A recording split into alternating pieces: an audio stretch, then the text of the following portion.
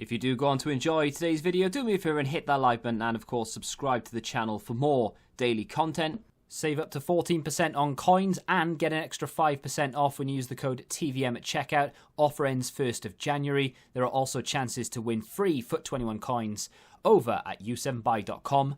Link down below.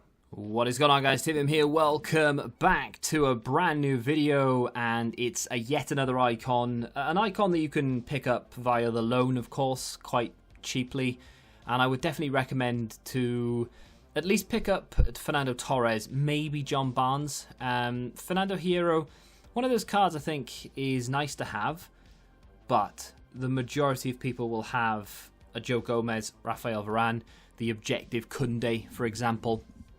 Plenty of cards out there that I wouldn't say rival Hierro, not defensively. Stats-wise, he is one of the best defenders in the game. However, there's an awful lot more than just the defending that goes into it. So you need passing, for example. Pace is probably the most important thing. Agility comes into play, as well as composure and reactions and maybe ball control. And then you start sort of nitpicking and looking at the real sort of finer detail. What's his weak foot like? How quick is he in like a jockey situation? And all the rest of it. So 91, this is the prime. On the market, he sells for between 470, 500k. On PCs, a lot more than that, because the PC icon market is absolutely dreadful. It's really good this year for everything else. It's very competitive, but not with icons. With that being said, the SBC is around 400, maybe a little bit more, depending on what time of day you go for it. So there is a small discount on the market price by around 70 to 100,000 coins, which actually, I say small, that's not too bad. However, I say it's not too bad. On the other flip side of the coin, it's actually not that great. The packs back are not great, and it's 100k really that much of a discount? I don't know. I mean, I'm not going to get into that. We talked about a little bit about it on the Fernando Torres review earlier today. John Barnes will probably go out tomorrow. Not that there's going to be that much interest in it, but wanted to do it anyway. Pace on Hierro, 73, 73.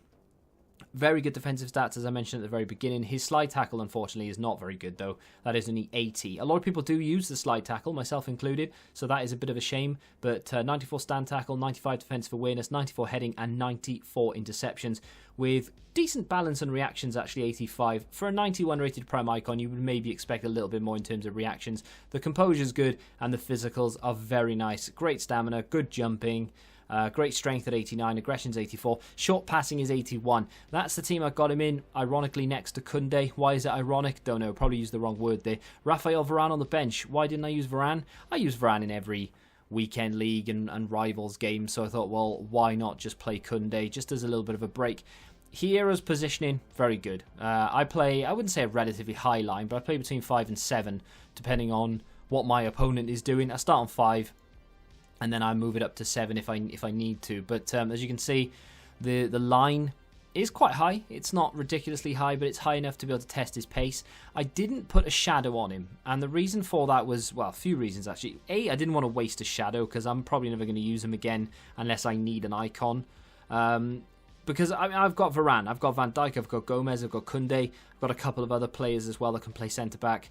I still really like Aaron Wan-Bissaka's loan card. So there's not really any need for me personally to go out and get Hierro, but of course everybody else is different, and there are some people out there who may be a fan of him in general, or there may be people out there who don't have these sort of high-end, overpowered cards, or rather that they don't want to use them. You know, I know a lot of people who don't want to use Varane and Van Dijk, not because they can't afford them, not because they don't like them in-game. They know how good they are. They just want to be different. And I get that. And it makes sense. And I'm trying to move away from it myself. I'm trying to swap out Ferland Mendy for someone else. And then over time, I'll maybe look to change out Van Dijk and possibly Varane as well. But for the time being, I use them because A, they work, and B, because they are as good as they are. Is Hierro good enough to compete? I think Hierro could kind of half compete with Van Dijk.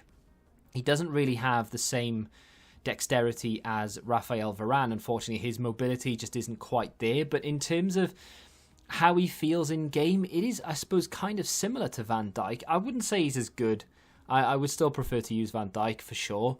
But he does feel in game like he's fairly similar to him, right? So mobility-wise, jockey, agility, that kind of thing. They don't feel a million miles away. Like I said, Rafael Varane just feels a little bit faster, a little bit easier to maneuver, gets a good block in there, so auto blocks are not too bad. I mean, the thing you've got to really weigh up when it comes to defenders in FIFA 21 is, are they quick enough? And, I mean, that's sad, but it's just the way that it is, right? Is Hierro fast enough to be a centre-back? And that's the biggest problem, because he has 73 pace, but when you add the chem style like a catalyst, or I think the shadow does the same, right? Yeah, so the shadow and the hunter and the catalyst, they all add 10. He goes to 83, which is not bad at all. And if I was to try and compare that with, can I compare that with Van Dijk? So Van Dijk has 76, which is, you know, it's fine. There's nothing wrong with that. He's got 72 acceleration, 79 sprint speed. So with a catalyst on Van Dijk, for example, goes to 82 and 89, which is better than Hierro in my opinion. Passing is quite similar for both of them. The defending is quite similar for the both of them. The stamina is more in the favour of Hierro, but it doesn't matter because stamina for a centre-back is completely irrelevant. Van Dijk has got better strength. Like I said, I'd plump for Van Dijk, even though they are very similar agility-wise. But I would go for Van Dijk over Hierro. So that would give you some indication as to how I feel about the card. If, you know, you want a little comparison, would you go with Van Dijk or would you go with Hierro? I would go with Van Dijk. That's nothing to do with me being biased toward Liverpool or anything. I couldn't care less. It's a video game. I just think that Van Dijk in this game just does a little bit more than Hierro. And that kind of brings us back around to the price. Is Hierro then worth, what, 500,000 coins compared to the 200k you can get Van Dijk for? No, in my honest opinion. And it kind of goes hand in hand for the rest of the icons that they've released as well. They are very expensive because they're icons. So if you love them because you used to watch them growing up, or you know an awful lot about them, or you're a fan of any particular club that they used to play for, sure, makes sense, right? Go for the icon because you'll have a lot more fun playing with players that you don't get to play with very often, and players that you've enjoyed growing up, than you would playing with just the overpowered players just because they're overpowered. And I know this firsthand because David Beckham in this game isn't particularly great, the free one that they gave out. However, playing with him and trying to rake the ball 70 yards every time he touches it is a lot of fun. And the same with John Barnes and Fernando Torres. Trying to run through people like they used to is a lot of fun. And when you actually pull it off, you've got a sort of sense of enjoyment and fulfillment out of it. So I do understand why people would want to play with these type of cards and why they're as expensive as they are. But in terms of is this card going to improve my team? In my opinion, probably not. Even though I did enjoy him, I just think that it's double the price that it should be for what the card is in comparison to what everything else is on the market. Does that make sense? If you have enjoyed this play review, hit that like button, subscribe to the channel if you're new, and until the next time, goodbye. Join the Betting Rebellion and find out what your football knowledge is really worth.